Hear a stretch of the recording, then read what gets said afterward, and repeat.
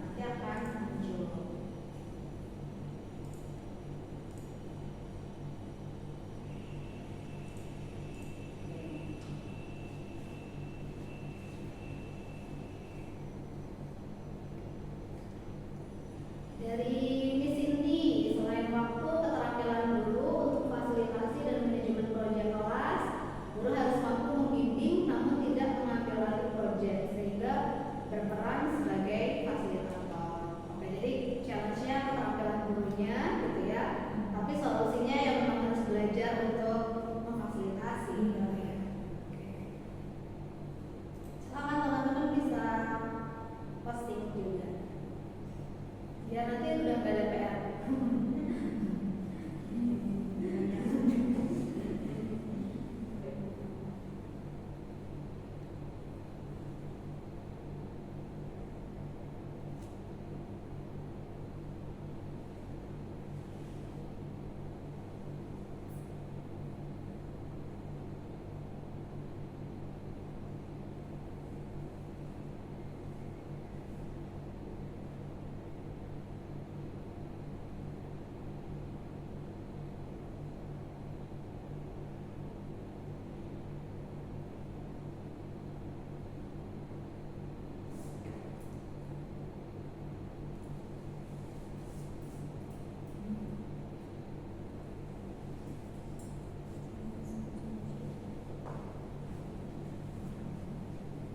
Aksesnya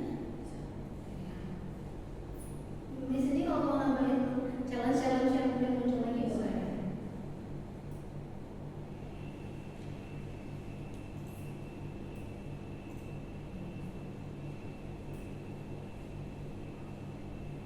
Bisa langsung diketikkan aja ya teman-teman ya, terus langsung dipublikasikan.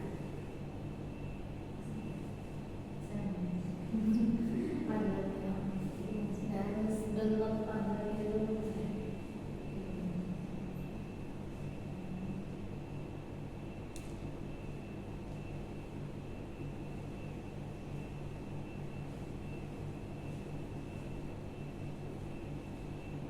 Oke, dari Miss Mira.